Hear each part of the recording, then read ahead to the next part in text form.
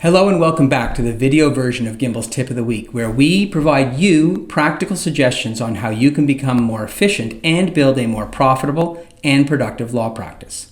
And no, you definitely don't need to be an attorney to benefit from our tips. They're designed to help everyone who's working in the legal profession. I'm David Skinner. Last week we talked about overcoming objections to efficiency that are caused by the billable hour. There's a link in the show notes below. This week, in the true spirit of Halloween, we're talking about zombies in the billable hour. As my friend Peter Carianis says, the billable hour is a zombie. We can't actually kill it. Every time you kill one, another one comes out. And Peter should know, because he's dedicated his entire career to building a law firm that doesn't use the billable hour. First, though, I want to share just how excited Karen and I are about our upcoming workshop on matter management boards. If you're looking for an easy-to-learn, super affordable way to stay on top of all of your open matters or manage a particularly complex file, join us for 2 hours packed with actionable information and live Q&A. Because we're totally committed to making sure that you have all of the tools that you need to start using these boards, we're also adding in a second live Q&A session the following week, once you've had time to put your new skills into action.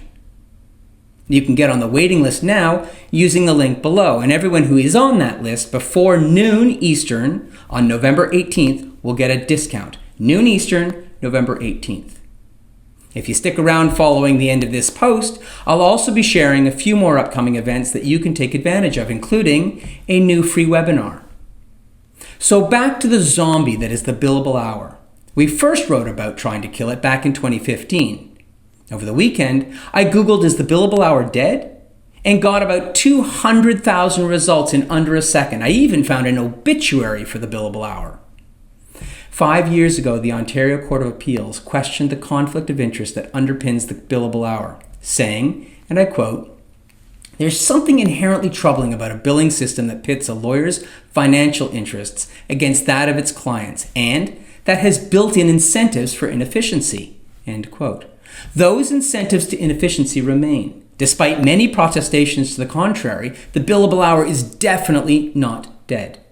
Today's tip: there is a way that you can put a few nails in its coffin, resolve some of that conflict with clients, and increase your margins. The key is to look for places in your practice where you can quantify the value that you're delivering and what it costs you to deliver it. You don't have to go whole hog and switch an entire practice area or matter type to alternative fees. No, we want you to start small. Look for elements of your practice, segments of a matter type that are routine. Maybe it's a standard type of conveyancing, or a particular motion that you do all the time, or the incorporation of newcos as special purpose vehicles in M&A transactions. It may only be a tiny part of a larger matter, but you can optimize it. Eliminate any wasteful steps or rework. Push it down to a lower cost resource or even outsource it. Create a standard form and a standard process for completing it. If it's appropriate, automate it. Even the very basic document automation that you can accomplish with macros in Word will reduce your time and effort. You'll be able to offer that one element for a fixed fee that makes your clients happy and generates more revenue for you. You'll be giving your clients certainty for at least some aspects of their matters, and you'll be able to improve your own margins for that kind of work. If you do it right, you'll spend less time and make more money on the aspects of your matters that you flat fee. And that's it for this week's tip. Start slaying the billable hour zombies by finding some aspects of your work, even small ones, that you can flip to flat fees. Join us next week for more on building a more profitable and productive law practice. Karen's going to introduce her monthly writing tip aimed at improving how you communicate. You'll find links to a lot of the things that we talked about today in the notes to this episode. If you enjoyed this video, like it and share it. Maybe add a comment or ask us a question and we'll get back to you.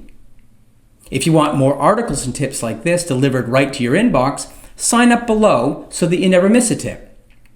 Oh, and before I go, here are those upcoming events I mentioned.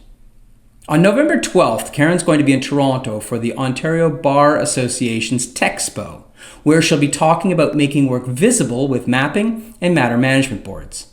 On November 13th, Karen's bringing together a business development specialist and a legal accounting expert for a free lunch hour webinar specially designed for small and solo firms. It's called the Small Firm Success Strategies: How to Bring in More Business, Execute It More Efficiently, and Get Paid Quickly. Links to both events are below.